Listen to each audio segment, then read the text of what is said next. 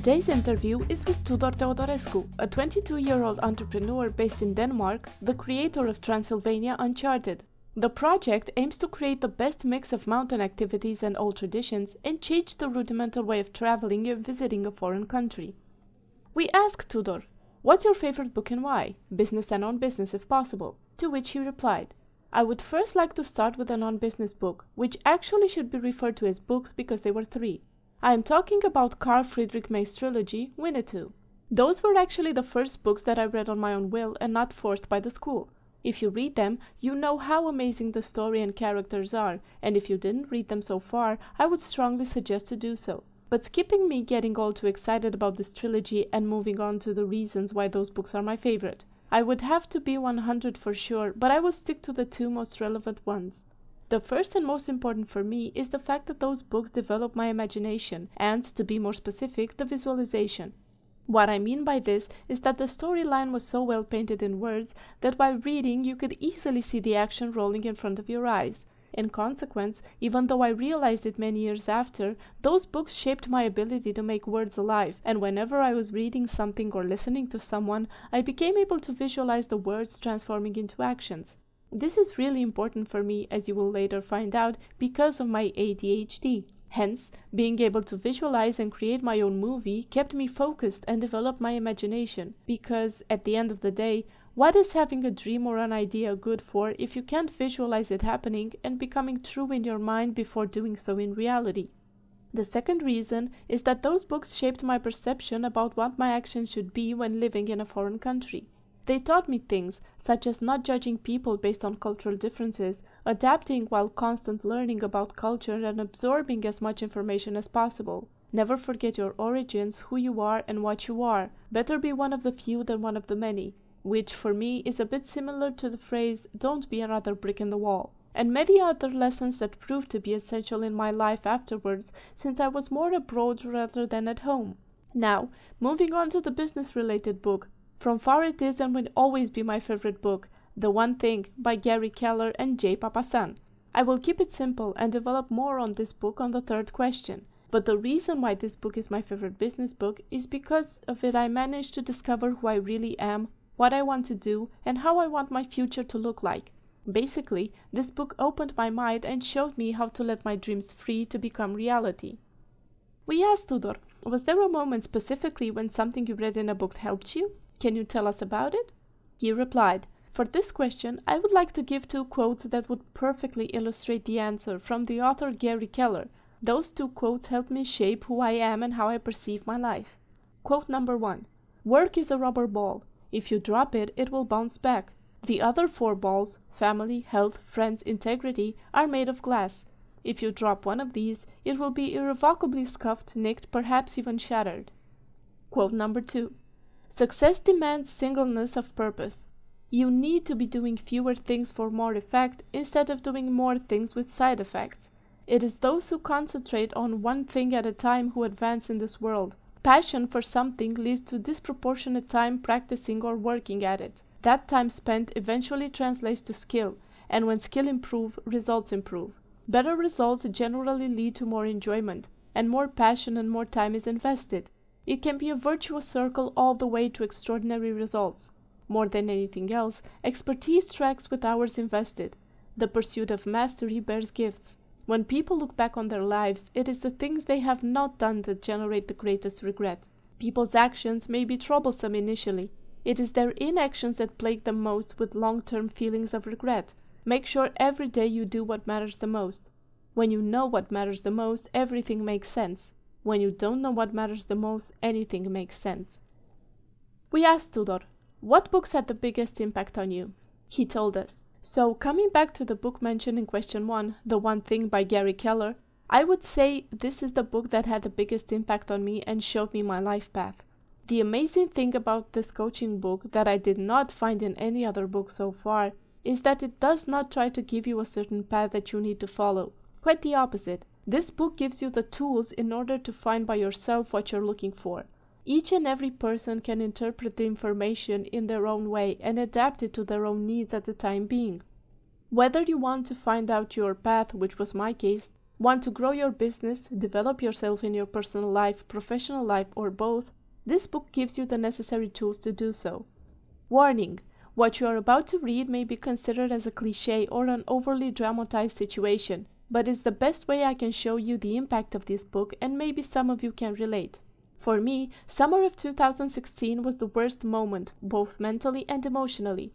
I was down with myself, had a huge negative view towards everything I was doing. I was one semester away from finishing my bachelor's, and I was on point of quitting everything. I realized I did not know what I wanted to do afterwards, who I was, and what was my purpose in this life. I felt like a nobody with no future. I could only see what I was bad at, never finding something good about myself. I was doing things I did not like, things that were not bringing me joy or any sense of fulfillment. In order not to bore you with more details about this, I will skip forward to one day when a neighbor gave me a book which he received as a present but never read it or has any intention to do so. It was a fully black book with a white dot on it. I admit I only started reading it because I liked the first impression it made. This was at 11 or 12 during the day. The next thing I heard was my stomach crying for food. It was 10 p.m. and I realized that all I did was sit on my couch reading all this time.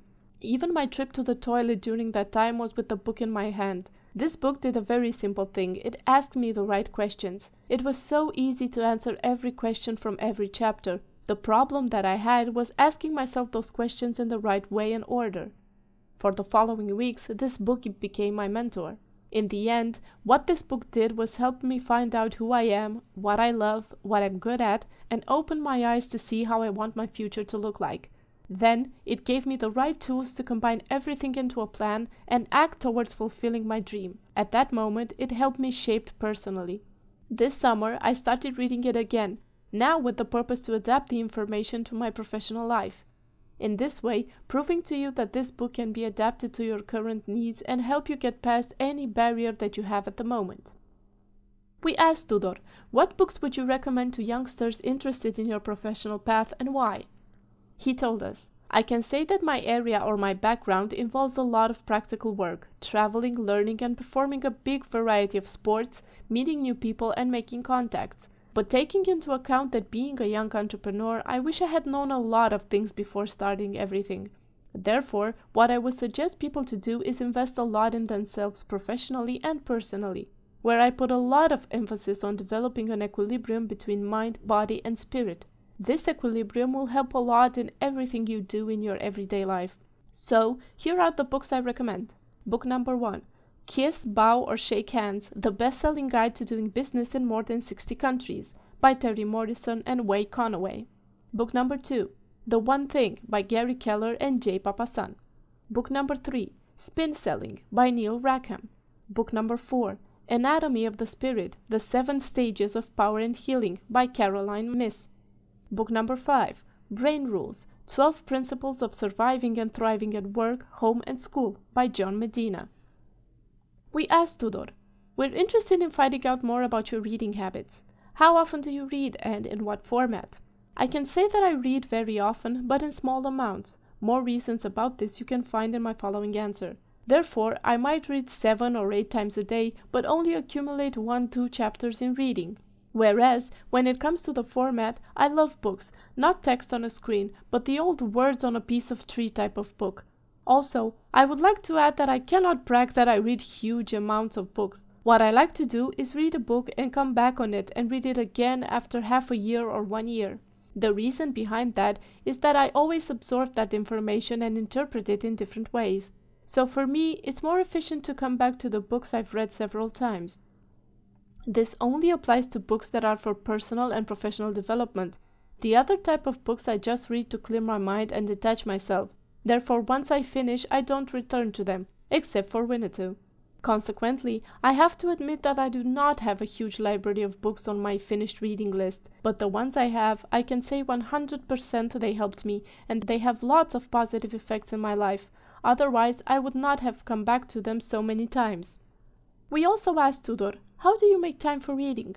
He told us, that is a really easy question. Having ADHD in its early stages, so to say, I get distracted really fast when I'm at work and I lose focus almost as fast. Therefore, a perfect way to get me back into what I was doing is to always have a book that is related to the task that I have at the moment. Hence, when I get distracted, I open the book and read a chapter or just a few pages, and that helps me get back to my task right away. The amazing part, which works perfectly for me, is that most of the times I come back to my task with new ideas or new ways to finish it because of what I read in the book. So, I can say that reading is my cure for my attention deficit and also the source of my creativity. And now, on a more serious note, even before opening the company, I knew I'll have to develop in a lot of subjects at the same time in order to be able to walk the walk if I talk the talk. So reading became also part of my work because all the theory I was putting into practice. Whether there were sports-related books that helped me develop as a trainer and as a coach, business-related books that helped me in properly building up the company and growing it, personal development, you can guess what they are good for, or even books related to mystical ways of body healing and spiritual life. For me, it became the easiest and cheapest way to access all the mentors that I need in all aspects of my life.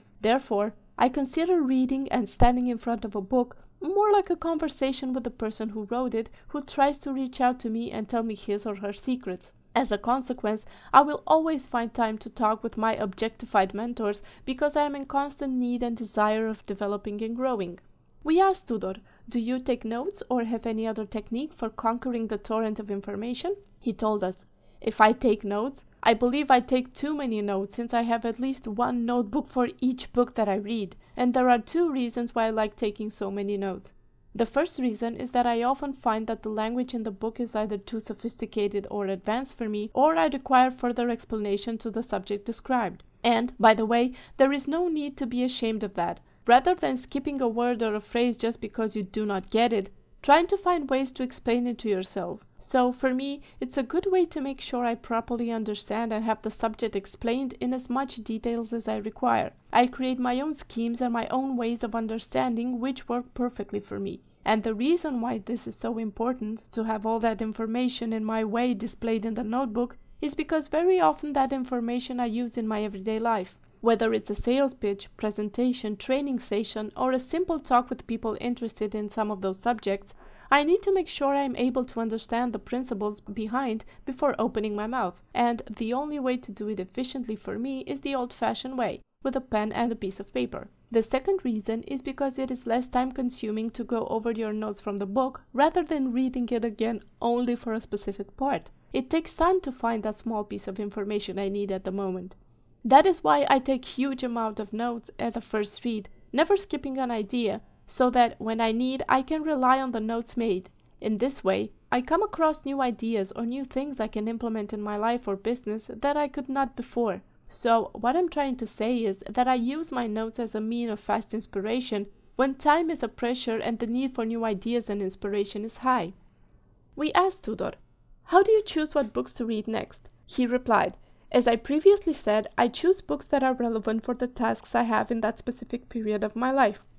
By this, I make sure there is nothing unexpected that can happen that I cannot find counseling within my objectified mentors. But what I always make sure to have is 3 types of books that help me develop, personally, professionally, and spiritually. And by spiritually, do not think that I read the 2,000 versions of the Bible. But what I do is read about how our bodies work in connection with the persons we are, the events and the people in our everyday life. And by combining the 3 upper mentioned type of books at all times, I make sure I develop an equilibrium in my life."